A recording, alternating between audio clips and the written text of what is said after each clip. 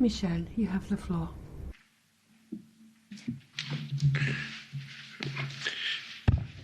Merci, Thank you, President. Dear David, Madam President of the Commission, President in Office of Council, honourable members, I'd like to express my personal thanks for this exceptional invitation, firstly. I'm aware of the honour, but I'm also very happy to be seeing you again, quite sincerely.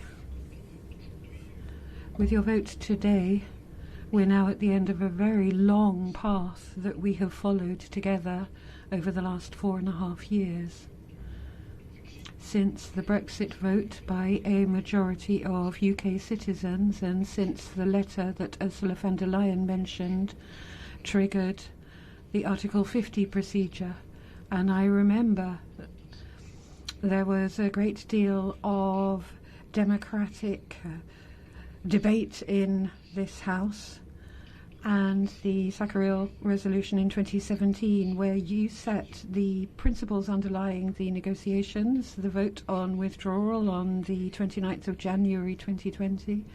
And I haven't forgotten that moving moment when you said au revoir to all of your British colleagues, and then all of the discussions we've had on the new relationship.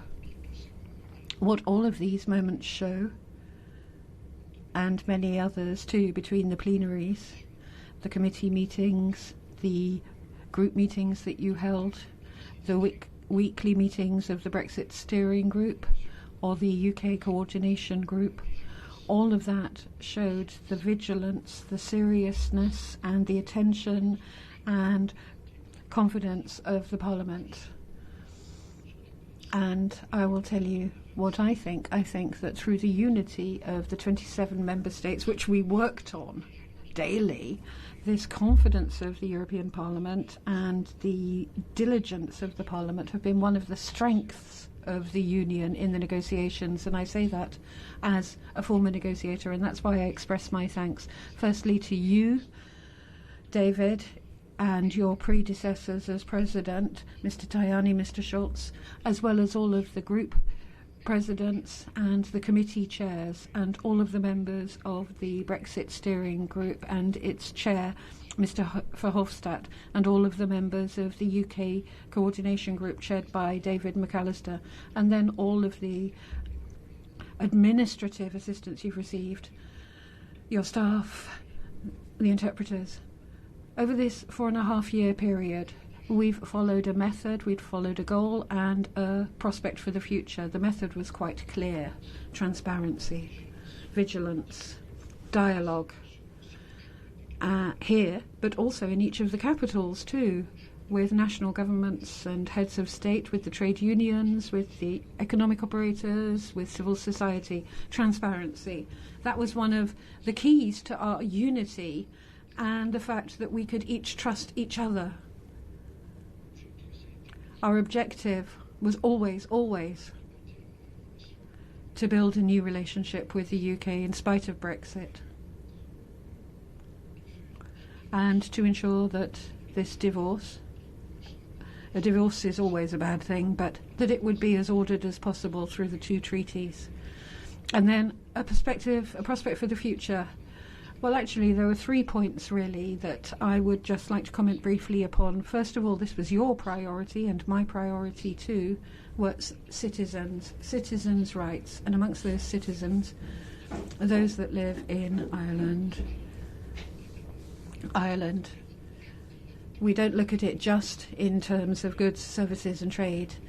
Instead, men and women who need peace, which is very fragile. And that's why the President of the Commission was right when she said that for Northern Ireland, peace is very important. For Ireland, peace is very important. Everybody has to shoulder their responsibilities. And I know, because I've worked with him for a long time, that Maroš Šefčovič will be taking that responsibility on board on behalf of the Commission, and I'd like to thank him. Everybody has to shoulder their responsibility and respect what they have signed up to.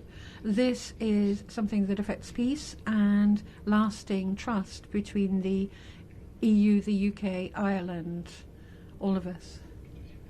The second point was the single market. The principal asset that we have in global competition, which means that we are respected, we can defend our interests, our values.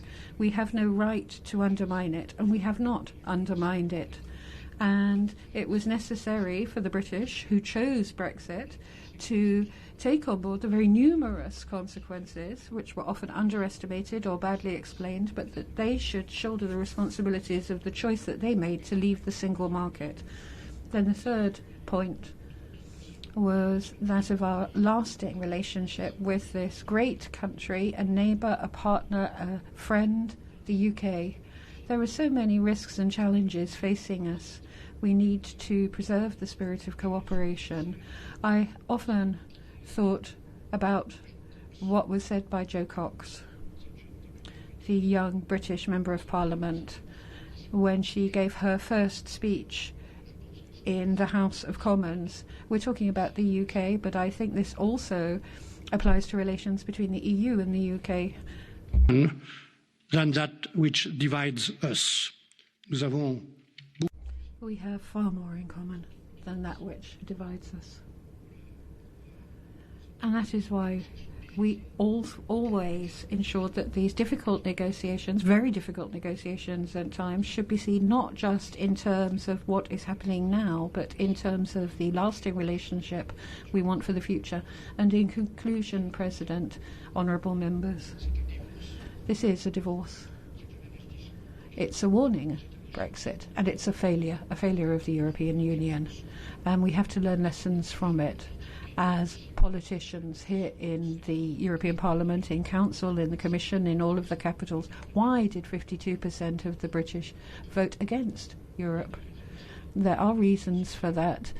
Social anger and tension which existed in many regions in the UK, but also in many regions of the EU. Our duty is to listen and understand the feelings of the people.